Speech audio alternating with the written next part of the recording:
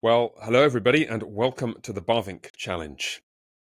It's very likely, if you're watching this, that you already know what the Bavinck Challenge is all about, but just in case you've stumbled across this video without knowing quite where it comes from or what it's doing here, I'll explain briefly, and perhaps this will be a reminder to those of you who are here at All Saints Presbyterian Church in March 2024, when we are beginning our journey through this remarkable book. This is The Wonderful Works of God by Herman Bavinck, and the Bavinck Challenge is between now and Thanksgiving 2024 to be reading this together, and we'll meet 2 or 3 times, maybe 4 times over that period, maybe more, maybe less, don't know, to chat about some of the things that we're looking at. I'm delighted that a group of 30-something, maybe close to 40 people here at All Saints have signed up at this stage, got themselves a copy of this book. And the aim of this video is just to introduce you to the work very briefly, and also to respond to 1 or 2 requests for input about how to approach a book like this. This is 600 and something pages of some of the most rich and thought-provoking theology that I've ever encountered that's designed for a general audience. There are many theology books which are very, very lightweight, which are designed for a general audience. There are others which are very heavyweight and really require some sort of specialist background or knowledge of Greek and Hebrew and so on in order to get the most out of them. But The Wonderful Works of God takes Bavinck's monumental theological learning and condenses it into a form which is designed to be read by people who don't have specialist training in theology or biblical studies or biblical languages or philosophy or church history, but want to really delve more deeply into the teaching of Scripture and into a systematic presentation of it. So let me just say a couple of words about this, and then I want to respond to a request or 2 that I had from people who are participating in the Bavinck challenge here at All Saints about how to approach a book like this. So briefly, Bavinck's book is a systematic theology, which means that what he's trying to do is to arrange in a kind of logical or systematic order the various strands of Scripture's teaching on different topics. If you think of the shape of the Bible as a whole, you don't have a whole book on the doctrine of God, and then a whole book on the doctrine of creation, and then a whole book on the doctrine of the atonement, and a whole book on ecclesiology. You do have different parts of the Bible which focus more or less on some aspect of those things. Romans and Galatians on the atonement, along with Leviticus. Genesis, obviously, on creation. Isaiah on the doctrine of God. Ephesians on ecclesiology. But actually, the teaching about the Bible on all those topics is scattered throughout the Bible. And so we want to approach the teaching of Scripture both by reading through the Bible as the Lord himself gives it to us, and then also by trying to think in a more topical way about what the whole Bible says about individual topics in theology. And that's what a systematic theology does. It arranges the Bible's teaching on different topics in a systematic order and presents it to us more or less well. And this, I can tell you, presents it very well indeed. If you just turn to the contents page on page 13, Roman number 13, you start to see some of the ways in which the topics are arranged just in the chapter headings: the knowledge of God, general revelation, the Holy Scriptures, the being of God, the divine Trinity, creation and providence, sin and death, the covenant of grace, justification, sanctification. Those are just a random selection of topic headings. If you're familiar with systematic theologies from other traditions or other sub-traditions within the Reformed tradition, people like Louis Berkhoff, of course, Calvin's Institutes of the Christian Religion, which are a kind of systematic theology, other people like Robert Raymond and John Frame, you'll discern quite quickly that the topics here, as they're presented in the contents page in Bavinck's work, are framed slightly differently than the standard set of topics. It's less like a textbook and more like the book that you'd actually like to read. I've got Berkhoff's Systematic Theology on my shelf, always within easy reach, in case I need to look something up. But that's much more like a textbook. It's not actually really a wonderful piece of literature, even though it's a pretty good systematic theology. Bavinck's book is a work of literature as well as a work of theology, and so it presents theology in a really rich and thought-provoking way that's really worth trying to soak in and enjoy as you're reading it. Now, just note about the first 2 or 3 chunks of it. On the web page where you're probably viewing this, there's a suggested schedule with targets to read certain bits by certain dates and so on. I won't go over all that here, but I will just say a word or two. I've suggested that you read the introduction, which occupies 1, 2, 3, 4 and a bit pages by R. Carlton Wynne, and then also the what do you call it? The foreword, which is by Professor Bavinck himself, written in 1907, which is when the original version of this book was published.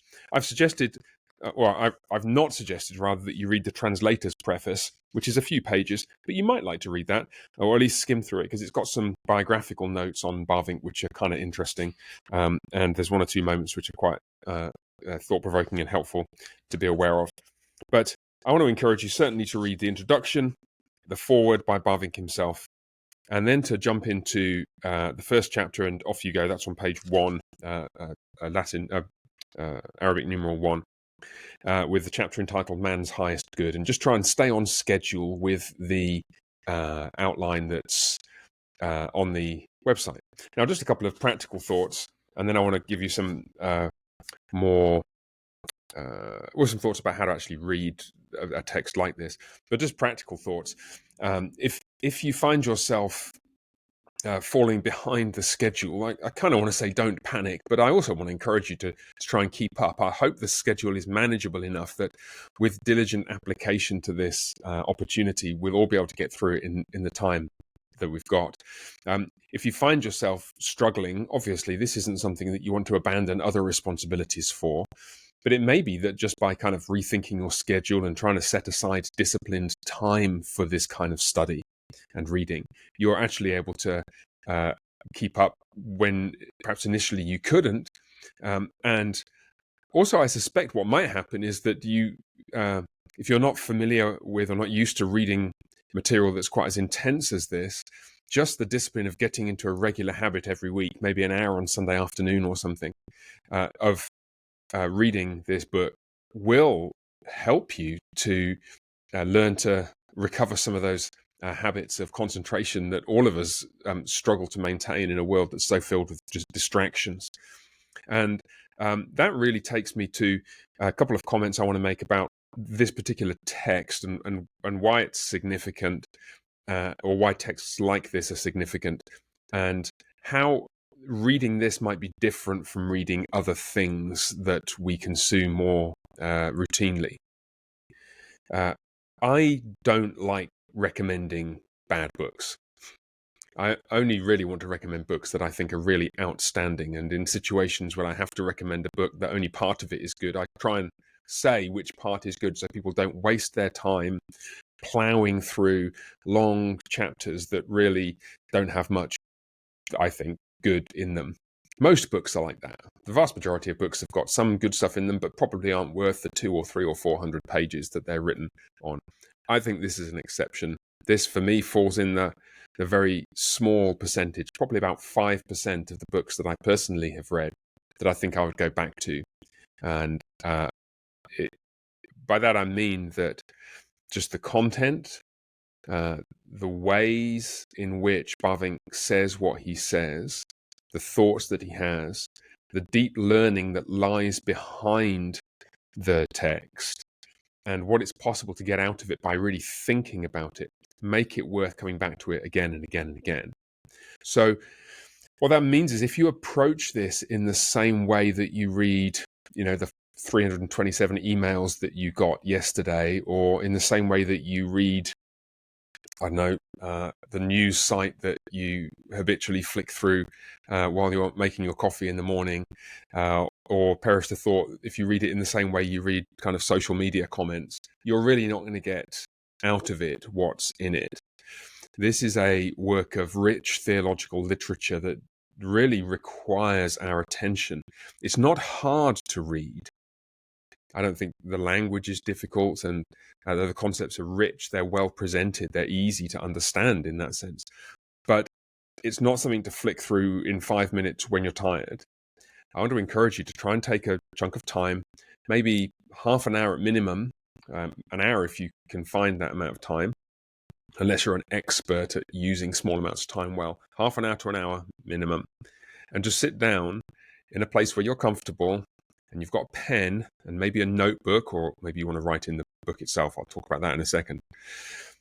And pray for a minute or two, and then reflectively and thoughtfully work your way through the text, one sentence and one paragraph at a time, trying to keep track of where you are, keep track of what he's saying, and think really carefully about it.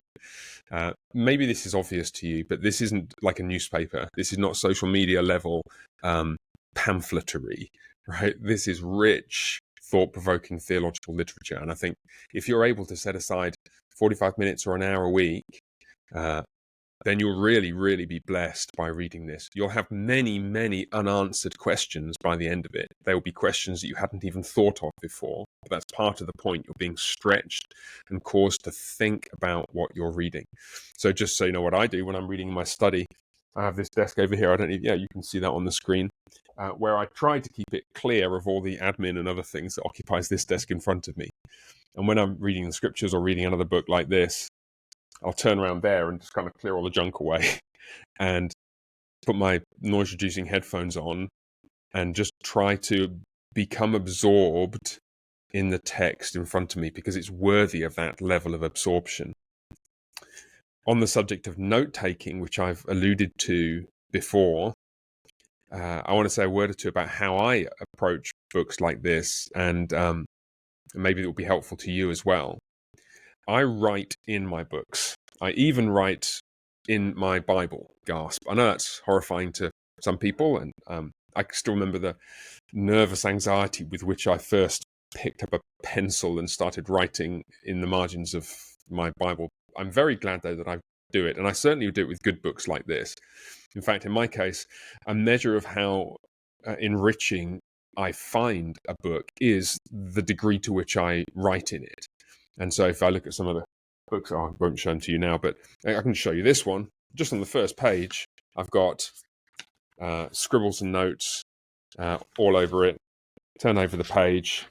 I've got more scribbles, more notes like that. You might want to be careful what kind of pen you use, because if you've got a very inky pen, it will show through the paper, and it gets a bit annoying because you're trying to avoid reading the mirror image of what you've written on the reverse side. But I do that because I want to get as deeply into the book as I can. And with a book as rich as this, it becomes more obvious to me the truth of what I've said in various contexts before, that a book is a person speaking. And the more wise and deep the thoughts and words of the person speaking, the more worthwhile it is to engage with what they're saying, and to almost be engaging in a conversation with them about it. Now, there's no reason why you couldn't do that in a notebook. You'd have to find some way of referring to pages and paragraphs within the book that you're making notes on, and you could easily do that. I do that with a large number is a page number, and a subscript is a paragraph number. If I'm making notes elsewhere, then I'll often do that. But there's something about writing in a book which I find helpful personally, and it's that kind of conversational interaction with the material on the page. The research actually into people's reading habits supports this. It suggests that underlining and highlighting really doesn't have any impact on retention or understanding of material. You can imagine the kind of psychological tests that have been done to test this in various contexts. Give people a highlighter and ask people to highlight or underline things that are of particular note, and then test their recall subsequently. The highlighting doesn't really help. It might help you to find important bits on the page when you want to come back to them. It's still worth doing for that reason, but it doesn't seem to ingrain the material in our minds. But what does ingrain the material in our minds is the kind of processing which you need to do in order to interact with it and put forth your own thoughts in response to it. In other words, asking questions, summarizing what's being said, writing alternative perspectives, writing question marks. And I even find myself sometimes disagreeing with what writers say. And I think it's a mark of respect for a writer to bother to disagree with him rather than just toss the book aside. I find myself doing all that in the margins of the books that I really enjoy. And so just to illustrate what I have in mind, and this is in no way canonical or supposed to be what you do, I want to just show you how I interacted just with the first page of this book. So if you've got Bavinck, chapter 1 of Wonderful Works of God, it's on page 1 entitled Man's Highest Good. I'll just read to you a few of these scribbles, and I'll just share with you what lies behind those scribbles, which may help you to see how I'm trying to get the most out of this and why I enjoy it so much. So here goes. So paragraph 1, God and God alone is man's highest good. I've written beautiful, because I think that is. And then ... So how ? Exclamation mark. In other words, how is it that God and God alone is man's highest good? That's both a beautiful thing to say, but also a very thought-provoking and perhaps even provocative thing to say. It raises the question, how and in what sense is God man's highest good? And so I want to know how. And so I asked that question in ink on the page. And then the answer is in the next paragraph. In a general sense, we can say that God is the highest good of all his creatures. For God is the creator and sustainer of all things, the source of all being and of all life, the abundant fountain of all goods. All creatures owe their existence from moment to moment solely to him who is the one eternal and omnipresent being. So I've written in the margin, objective, in contrast to what I'm going to write in the next paragraph, which is subjective. I'll come to that in a second. I've also written, so good because indebted, ontological dependence. What I mean by that is God is the highest good of all his creatures because we depend on him for our being. That's what ontological means. Now, you might not understand what ontological means. That doesn't matter. These notes are for me. You've got to use words that you're familiar with and illustrations you're familiar with and ways of interacting that make sense to you. You don't need to worry about whether it makes sense to somebody else. Just write what you want to write. And then in the next paragraph, but the idea of the highest good usually includes the thought that this good is also recognized and enjoyed as such by the creatures themselves. Then there's a contrast between other inanimate creatures like plants and other animals who are not aware of earthly but not of heavenly things. But then, next paragraph, for man, the case is quite different. He is a creature who, right from the beginning, was created after God's image and likeness, and this divine origin and divine kinship he can never erase or destroy. And the text goes on, I won't keep reading it. But what Bavinck is pointing to is that we experience God as our highest good, or we ought to experience God as our highest good. So there is a subjective side as well as an objective side to the claim that God and God alone is man's highest good. So I wrote subjective in the margin, and then I went back and wrote objective in the margin of the paragraph, before. So what am I trying to do? I'm trying to reframe what Bavinck is saying in terms that I find helpful.